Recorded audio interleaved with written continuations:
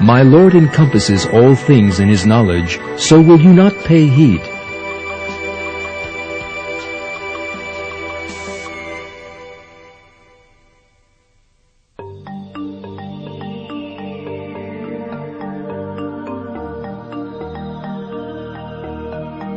Leafcutter ants' nests can be as much as 5 meters underground and 7 meters wide.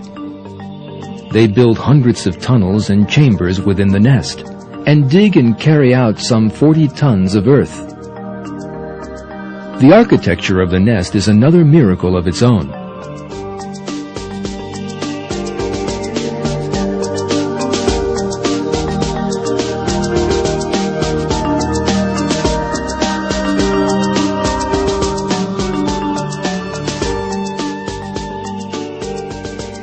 The ants do not eat the leaves they have cut off the trees, because they feed only on a special kind of fungus.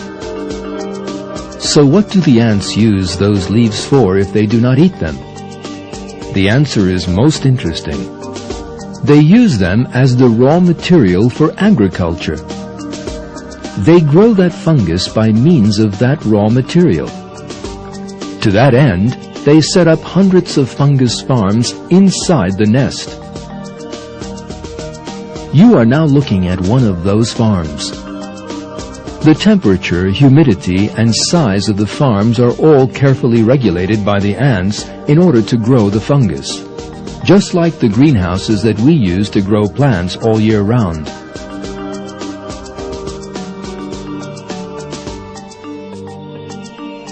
The worker ants hand the leaves they cut over to other ants that work in the farms. The ants which receive them disinfect the leaves before they start working. There is an important reason for this. The entrance into the nest of foreign fungus or even bacteria could cause terrible damage. That could mean an epidemic in a colony of some 500,000 ants. Yet God has created a very special system to protect them. A substance with antiseptic properties is secreted from the ants' bodies. The ant you are watching is disinfecting the surface of the leaf with its mouth. As a result of this process, no bacteria will be left on it.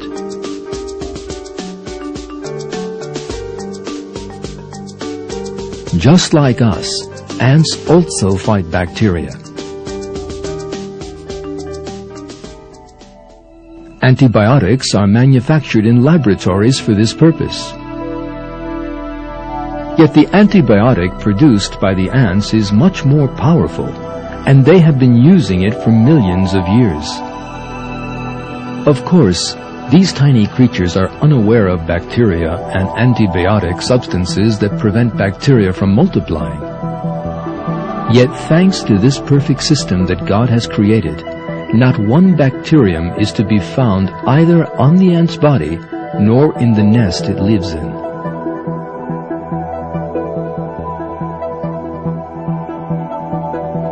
After finishing the disinfecting process, the ants then begin to cut the leaves up together.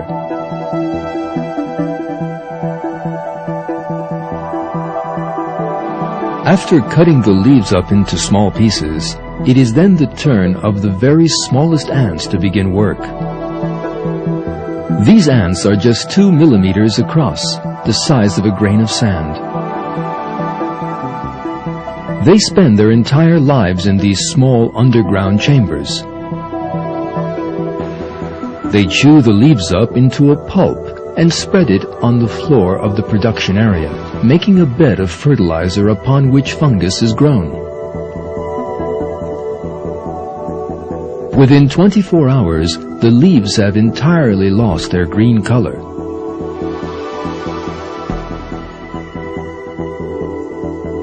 By the next day, the surface is entirely covered with white fungus.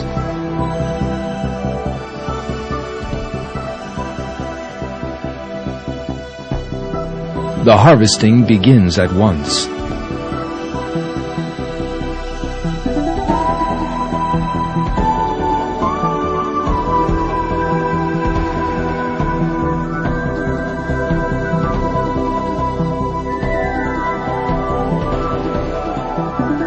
The ants that perform the harvesting think of their colleagues, not themselves.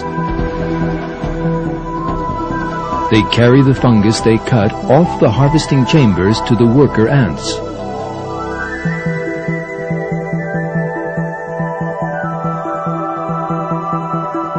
Here, a harvester ant is offering the nutritious liquid it has obtained from the fungus to a worker ant employed elsewhere in the nest. By these methods, all the ants' food needs are met, from the leaf cutters outside the nest to those that chew the leaves into pulp.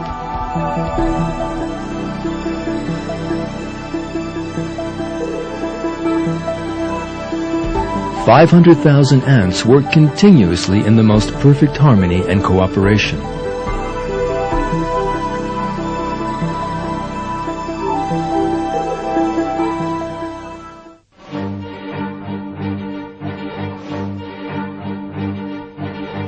After all the fungus have been harvested, only the remains of the leaves are left, and these need to be cleaned up.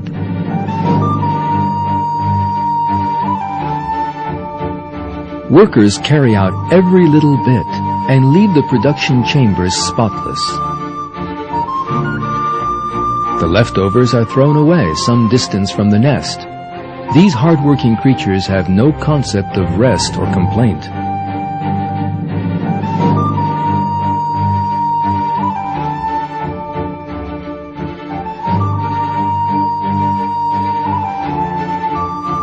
The colony also contains other ants with other duties. The defense of the nest is the duty of powerful, brave, and devoted soldier ants.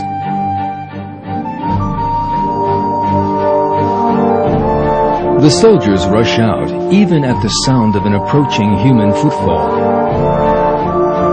Some giant soldiers are 300 times heavier than the other ants in the colony. They attack any intruder near the nest.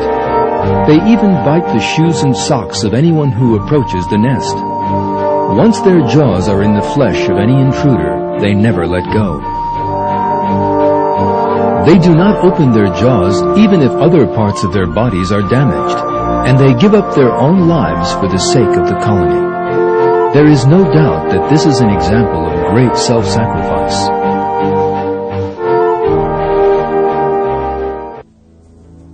The leafcutter ant's worst enemies are wasps. Thanks to its powerful jaws, an ant can easily do battle with a wasp. Yet as their jaws are used to hold the leaf as they are carrying it, they are defenseless against a sudden attack at that moment. So how is an ant carrying a leaf protected?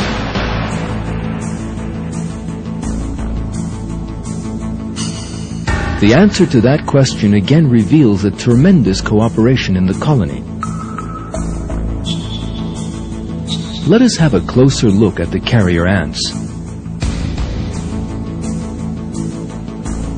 If you look carefully, you will see another worker ant on each leaf.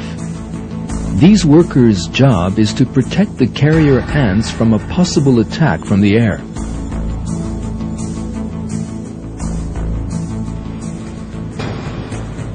This small ant will form the first line of defense in the event of a wasp attack and stop the ant carrying it from falling prey to the bee. The small ant both uses a very clever defensive tactic and also endangers its own life for the ant carrying it.